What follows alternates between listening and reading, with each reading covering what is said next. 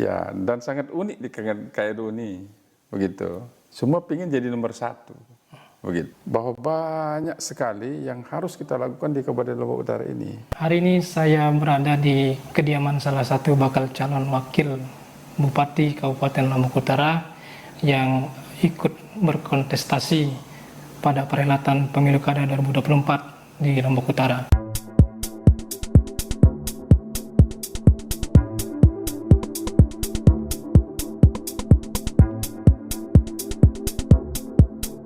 Baik, Assalamualaikum warahmatullahi wabarakatuh. Waalaikumsalam warahmatullahi wabarakatuh. Oke. Apa kabar Pak Junedi? Alhamdulillah Sehat? baik. Alhamdulillah sehat ya. Oke. Infonya ikut dalam kontestasi Pemilu Kada 2024 di Kabupaten Lombok Utara ya? Insya Allah sudah sangat siap untuk kita ikut berkontestasi. Oke. Soal pasangan, apakah sudah final ini mendampingi Pak Dr. Muhsin Effendi infonya? Insya Allah sudah siap. Jadi berbicara pasangan ini, perjalanan kita sudah sangat jauh sekali kalau dengan Bapak Dr. Muhsin Effendi. Jadi hampir 2 tahun sebelum pemilu legislatif kita sudah sering ketemu, kita sudah sering diskusi tentang bagaimana memikirkan kemajuan di Kabupaten Lombok Utara ini. Oke. Jadi sampai dengan sekarang ini insya Allah sudah fix sama beliau. Oke. Berkaitan dengan persyaratan, tentu ada persyaratan juga yang ditetapkan oleh KPU untuk bisa mendapatkan tiket sebagai calon wakil bupati, yakni partai pengusung begitu. Informasinya partai pengusungnya seperti apa ini Pak Junedi? Ya, kebetulan untuk memenuhi syarat kontestasi ya, kita harus didukung oleh minimal 6 kursi DPR Kabupaten Lombok Utara dari 30 anggota Dewan, 30 kursi. Maka untuk itu kita sudah berkomunikasi sangat intens dengan beliau bahwa beliau mempersiapkan, bahkan kita bersama-sama lah mempersiapkan minimal 6 kursi tersebut. Tetapi alhamdulillah beliau juga sudah memastikan bahwa Partai Kebangkitan Bangsa ikut mendukung kita dengan 6 kursi.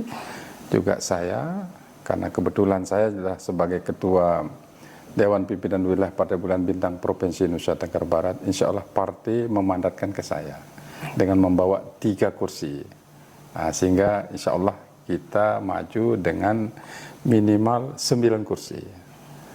Tetapi tidak menutup kemungkinan juga kita memberikan peluang kepada partai-partai lain untuk ikut berkoalisi dengan kita. Oke. Gitu. Masih ada peluang-peluang, ada partai lain nanti yang akan bergabung juga begitu ya? Iya, masih sangat berpeluang. Oke. Kita ini tidak menutup diri, karena di politik ini, di kontestasi ini, kita harus punya banyak teman. Ya, teman kita ya dukung-mendukung ini ya pertama dari partai.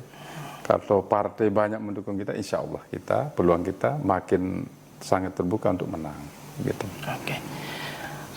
Berkaitan dengan pengalaman juga ini, Pak Junedi kan sudah lama juga di legislatif, baik di kabupaten maupun di provinsi. Sekarang terjun sebagai bakal calon wakil bupati begitu di Kabupaten Lombok Utara ini. Apa yang membuat tertarik ikut berkompetisi di pilkada ini, Pak Jun? Iya, pilkada ini adalah jalan kita untuk kita bisa berkiprah lebih luas untuk membangun Kabupaten Lombok Utara ini. Jadi ada rasa keterpanggilan saya untuk ingin mengabdi lebih jauh dan lebih besar lagi untuk bagaimana membangun Kabupaten Lombok Utara ini. Kalau pertama misalnya saya berkiprah melalui jalur legislatif, maka ada banyak keterbatasan saya melihat. Di situ ya kadang-kadang kan secara nyeleneh masyarakat luas mengatakan DPR ini tukang stempel, begitu, hanya mengesahkan, memberikan penyeimbang dari kebijakan-kebijakan yang ada. Tapi kalau kita langsung terjun ke eksekutifnya, ya dari situ kan kita bisa mulai merencanakan apa yang kita mau bangun di Lombok Utara itu. Nah, sehingga kiprah kita kan jauh lebih luas, begitu. Itu yang pertama. Ada keterpanggilan saya begitu untuk ingin berkiprah untuk membangun Kabupaten Lombok Utara ini.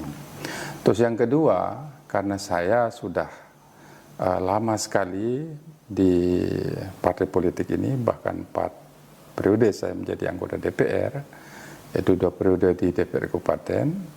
Saya berkiprah sejak mulai tahun 2004 di DPR Lombok Barat sampai dengan 2009, bahkan saya ikut juga dalam Komite Pemekaran Kabupaten Lombok Utara pada tahun 2008 sampai dengan puncaknya pemekaran Kabupaten Lombok Utara pada tahun 2010. Nah, begitupun pada pemilu 2009 saya terpilih lagi di DPR Lombok Barat. Tapi waktu itu hanya 4 bulan saya di Lombok Barat dan mulai tahun 2010 saya pindah ke Kabupaten Lombok Utara. Begitu. Terus yang kedua di DPR Provinsi saya terpilih juga ketika pemilu tahun 2014 dan tahun 2019 sampai dengan sekarang. Nah, jadi pengalaman-pengalaman politik inilah yang menginspirasi saya bahwa banyak sekali yang harus kita lakukan di Kabupaten Lombok Utara ini.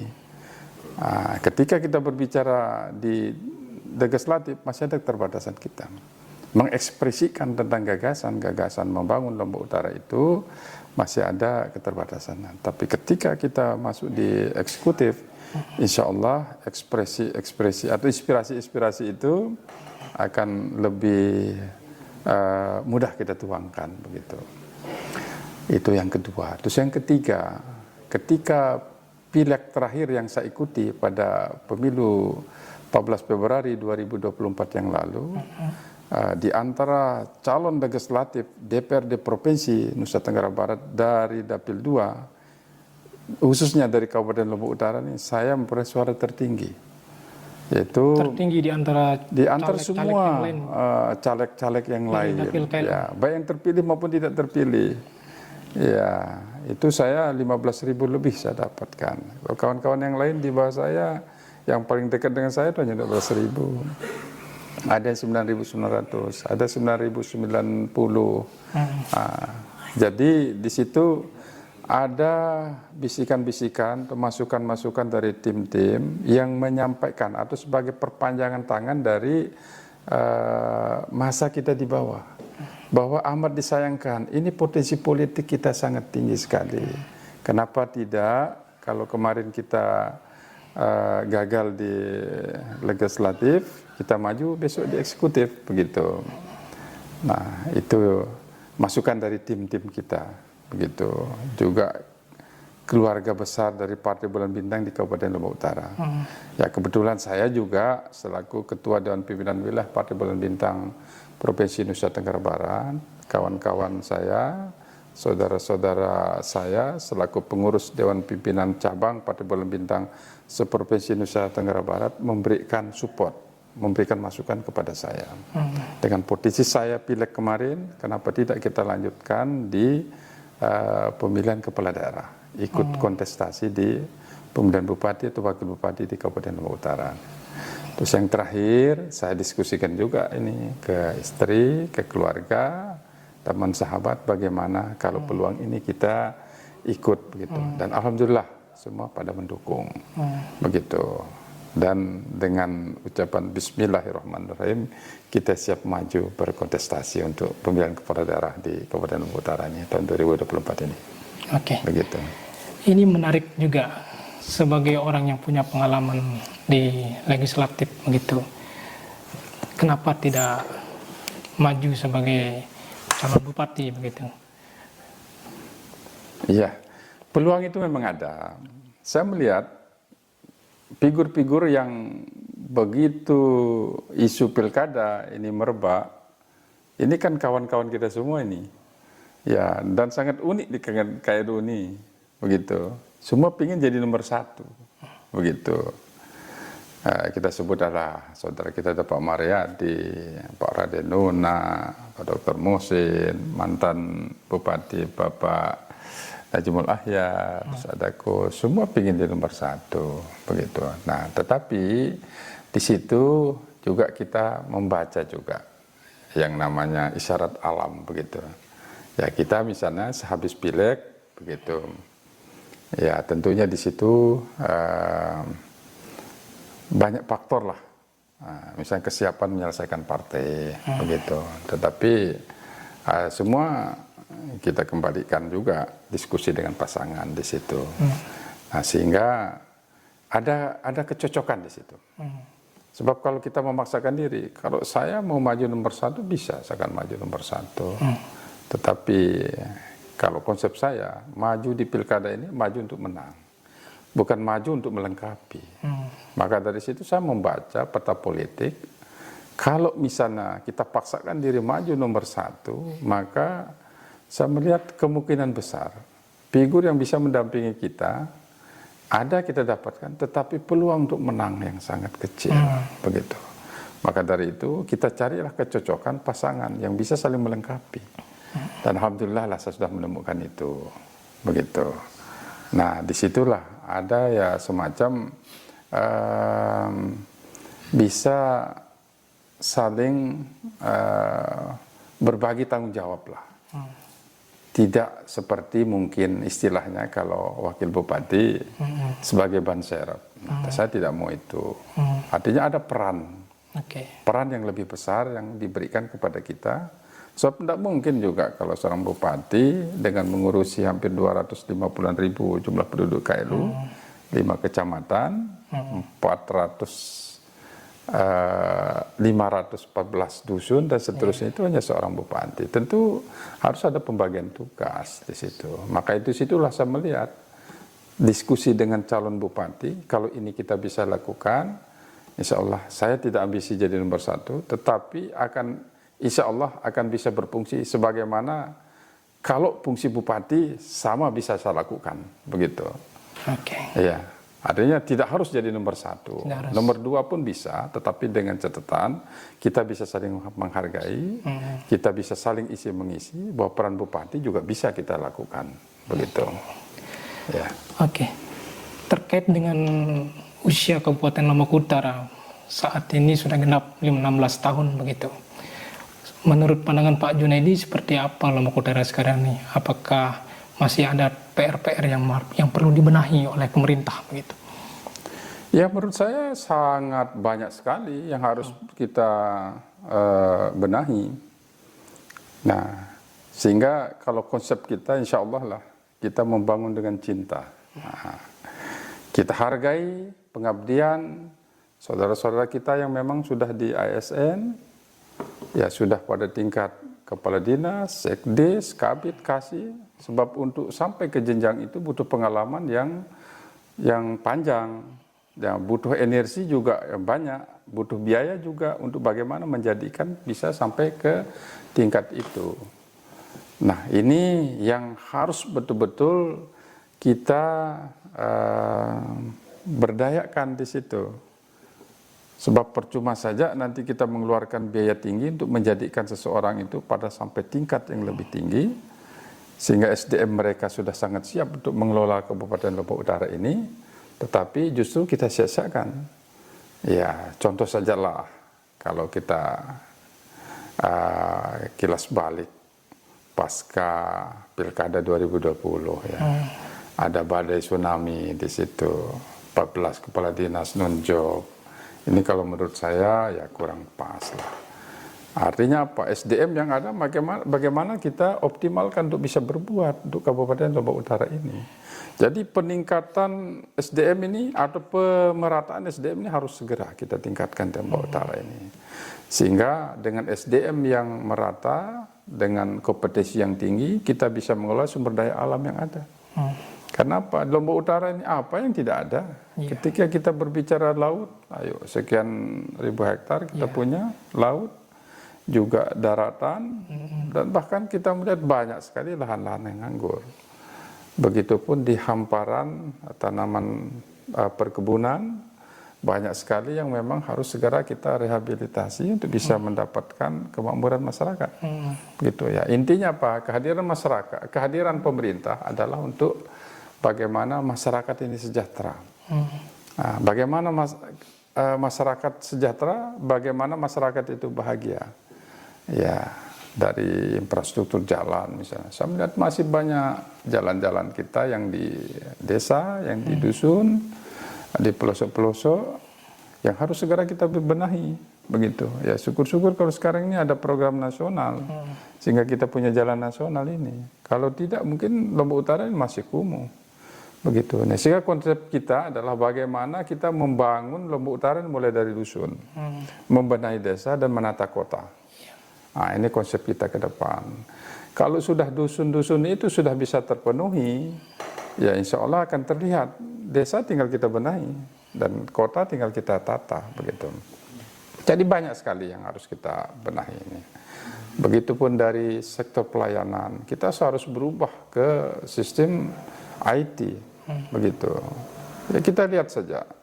Kalau dulu saya ingat ya, ketika saya pertama kali jadi anggota DPR Kabupaten Lombok Utara, di APBD kita tahun 2010 kalau tidak salah, itu rencana PAD kita hanya 6 miliar.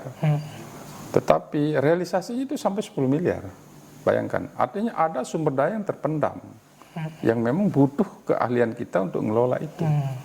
Begitupun dalam perkembangannya, APBD perubahan, karena sudah tercapai 10 miliar, eksekutif mengusulkan bagaimana kalau APBD kita itu kita usulkan 12 miliar. Ternyata terrealisasi 14 miliar. Begitupun tahun selanjutnya. Kalau tidak salah dalam waktu 4 tahun itu, waktu saja di DPR Lombok Utara, itu sudah hampir 60-70 miliar peningkatan daripada PAD kita. Itu artinya apa? Banyak sumber-sumber daya alam yang memang masih terpendam, yang butuh kehadiran kita untuk mengelola, sehingga dari sumber pendapatan itu kita bisa mengembalikan lagi untuk pembangunan Kabupaten Lombok Utara. Ya, ini dari segi PAD-nya. Makanya saya berpikir kita butuh inovasi baru, sehingga dalam membangun ini kita bisa melakukan lompatan-lompatan yang lebih besar. Kalau sekarang ini kan ibarat kita, ya tidak sih kita menyebut jalan di tempat, jalan, tetapi jalan ini lambat begitu. Seharusnya kita kayak sudah bisa lah, kalau kita contohkan sekarang jalan lambat ini, mungkin kalau istilah kecepatan kendaraan itu 5 km sampai 20 km. Tapi sebenarnya kita bisa nge-get itu menjadi 50 atau 60 km per jam. Jadi bisa kita lakukan itu, begitu. Dengan melihat potensi-potensi yang ada. Ya, dari segi PAD-nya misalnya. Nah, kita di sini mungkin berharap bisa mendorong sumber-sumber PAD yang berasal dari perusahaan daerah yang kita bisa maksimalkan. Ya, kalau kita lihat sekarang perusahaan daerah di Lombok Utara yang kelihatan baru 2 ini. Perusahaan daerah air minum, nah itu pun banyak kita support. Tapi penghasilan untuk masyarakat di situ yang belum, maksud saya, pendapatan yang bisa masuk sebagai penyumbang untuk membangun di Lombok Utara dari segi finansial itu, di situ yang masih kurang sekali. Ada bank pembangunan daerah misalnya, kita ikut andil di situ, ada penyertaan modal tiap tahun itu ada 2 miliar dan seterusnya. Ya, nah di situ ya paling hanya CSR aja yang mungkin kita bisa bantu di situ. Tapi hal-hal yang lain yang lebih besar mungkin perlu kita maksimalkan lagi. Dan perlu kayaknya terobosan-terobosan baru untuk bisa melahirkan perusahaan-perusahaan daerah. Ya, saya melihat sumber daya laut kita misalnya di situ. Kita tidak punya TPI, tempat pengolahan ikan. Kalau ada masyarakat sekarang ini berpenghasilan dari laut, hasil lautnya kita jual ke empenan. Nanti balik kita beli ke empenan. Nah, para pengumpul nanti menjualnya balik lagi ke sini. Kenapa tidak kita kelola saja di sini misalnya.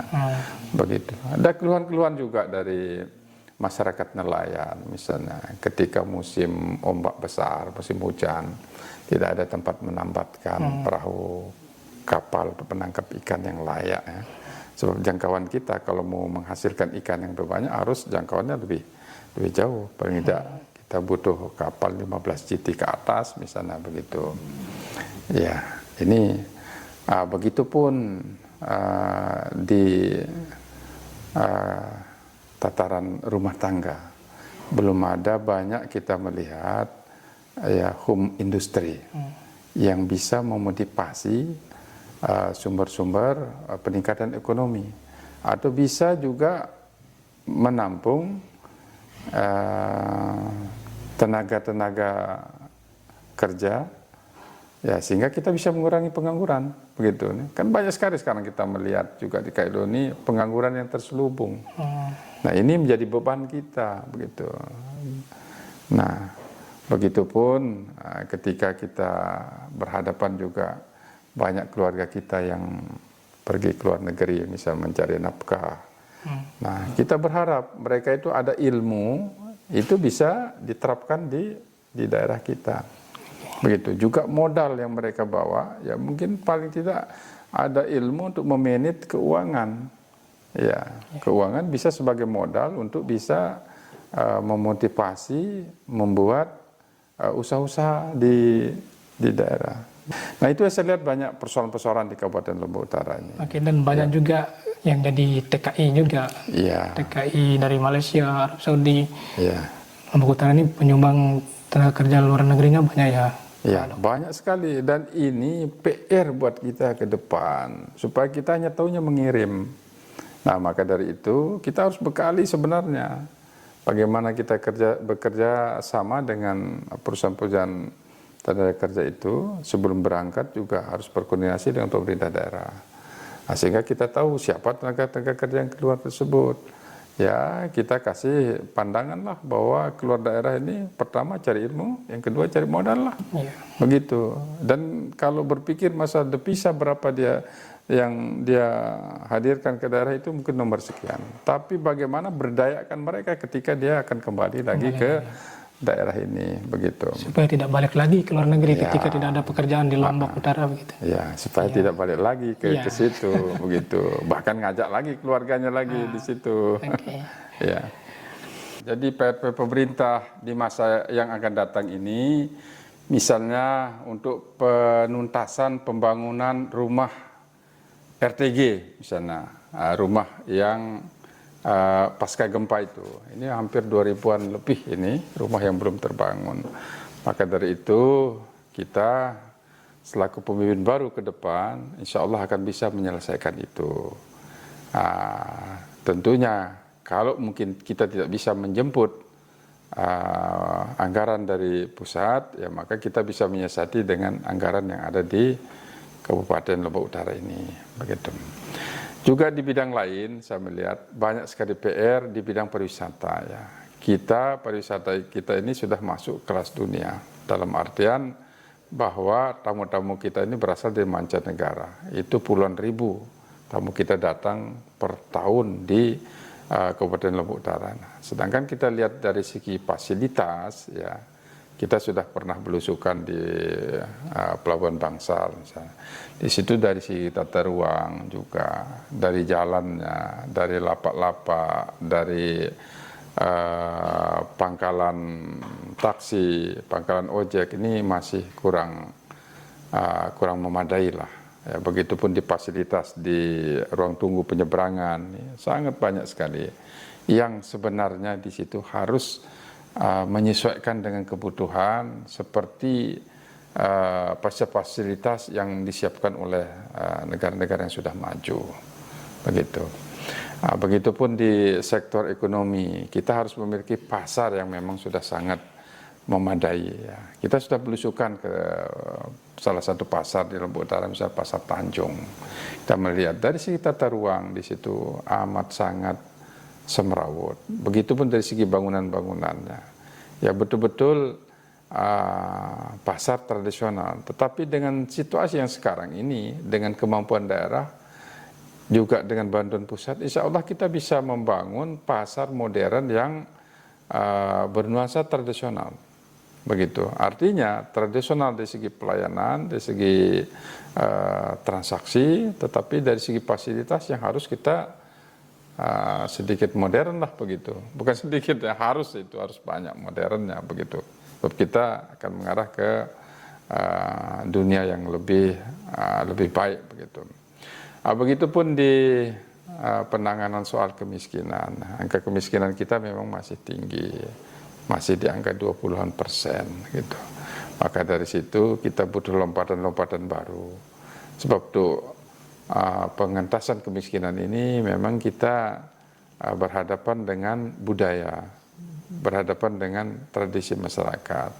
Banyak mengatakan diri atau dari segi penampilan kita katakan dia miskin karena itu mungkin kategori dari kayak dulu kan BKKBN misalnya harus rumah berlantai semen, bertiang kayu atau beton. Tapi justru yang punya sapi 30, 40, 100 itu berpenampilan yang sangat kumuh begitu. Tapi dari segi ekonomi mereka kita lihat sangat siap di situ. Nah ini mungkin perlu kita sampaikan. Sebab ini menyangkut semacam apa sih namanya budaya lah, kebiasaan masyarakat. Nah, enak tenangnya bahagia mereka itu dengan cara itu. Tapi kalau enak tenang menurut dunia yang sekarang ini kan berbeda ini kan, apabila sudah punya fasilitas kendaraan, punya rumah yang ya sedikit mewah lah,